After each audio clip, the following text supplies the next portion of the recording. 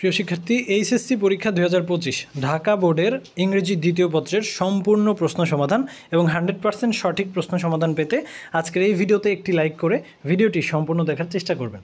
অবশ্যই কমেন্ট বক্সে জানাবেন আপনার পরীক্ষা কেমন হয়েছে। তো প্রথমেই কিন্তু প্রিপোজিশন ছিল। প্রিপোজিশনের উত্তরটা আপনি আপনার কোশ্চেনের সাথে মিলিয়ে নেন যে ঠিক আপনি এইগুলাই লিখেছেন কিনা, এটা কিন্তু 100% সঠিক, 100% সঠিক, তাই টেনশনের কোনো কারণ নাই। প্রিপোজিশনটা কিন্তু একটু হার্ড ছিল, তারপরেও যারা প্রিপোজিশন বারবার প্র্যাকটিস করেছে তাদের পরীক্ষা কিন্তু খুবই ভালো হয়েছে। এবং এবছরে পাশের হার সবচাইতে ঢাকা বোর্ডে বেশি হবে এবং ঢাকা বোর্ডে কিন্তু রেজাল্টটা ভালো হবে। এবং কোশ্চেনটা কিন্তু ফার্স্ট পেপার থেকে দ্বিতীয় পত্রে মানে সেকেন্ড পেপারের প্রশ্নটা খুবই সহজ হয়েছে। তো 2 নাম্বারটা কিন্তু মিলিয়ে নেন আপনি প্রশ্নের সাথে, একটা স্ক্রিনশট দিয়ে আপনি এটা মিলিয়ে নেন যে আপনি ঠিক এইগুলাই লিখে এসেছেন কি না। 2 নাম্বারটা অবশ্যই মিলিয়ে নেন, এখানে মিলিয়ে নেন। এবং এরপরে আমরা চলে যাব 3 নাম্বারে। 3 নাম্বারে হচ্ছে আপনার কমপ্লিটিং সেন্টেন্স। তো কমপ্লিটিং সেন্টেন্সের যেই বিষয়টা রয়েছে, গ্রামাটিক্যাল কিছু পরিবর্তন এবং টেন্সের পরিবর্তন, সেই জিনিসটা আপনি একটু মিলিয়ে নেন। এই পাশে রয়েছে 3, এই পাশে রয়েছে 4, এই দুইটা একটু মিলিয়ে নেন, কারণ আমাদের এই সময় অসংখ্য শিক্ষার্থী কল দিচ্ছে, SMS দিচ্ছে তাদের কোশ্চেন সলভ করে দেওয়ার জন্য। তো এটা কিন্তু অসংখ্য শিক্ষার্থীর কাছে পৌঁছে দিতে হবে। আপনার বন্ধুদের সাথে শেয়ার করুন এই ভিডিওটি, ঢাকা বোর্ডে যারা পরীক্ষা দিয়েছে।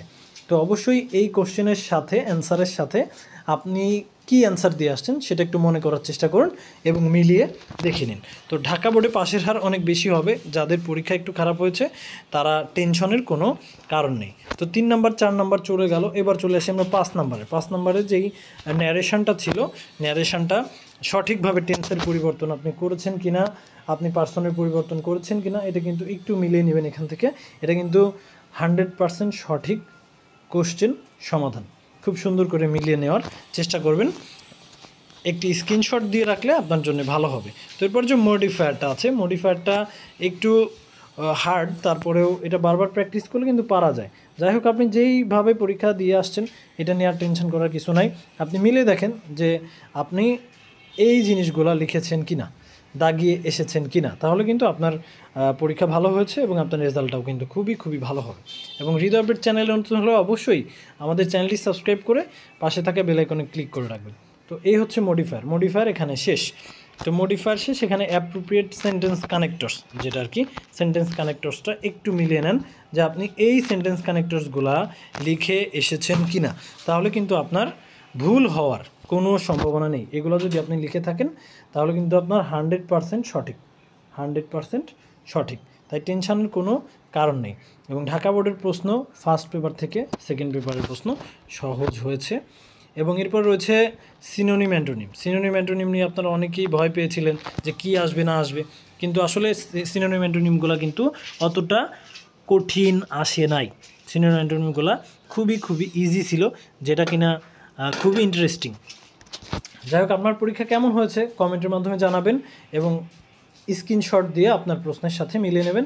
আপনার বন্ধুদের সাথে শেয়ার করতে ভুলবেন না ভিডিওটা, কারণ অনেকেই এখনও কোশ্চেন সমাধান পাচ্ছে না, কারণ ইউটিউবে আমাদের চ্যানেলেই প্রথম কিন্তু ঢাকা বোর্ডের কোশ্চেন সলিউশনটা পাঠানো হয়েছে বা আপলোড করা হয়েছে।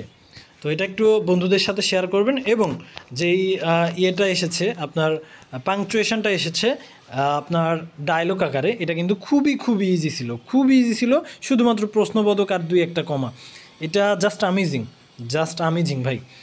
যাদের পরীক্ষা খুব ভালো হয়েছে আপনাদের জন্য অনেক দোয়া ও শুভকামনা রইল। অবশ্যই আমাদের চ্যানেলটিকে সাবস্ক্রাইব করে পাশে থাকা বেল আইকনে ক্লিক দিয়ে রাখবেন। ধন্যবাদ।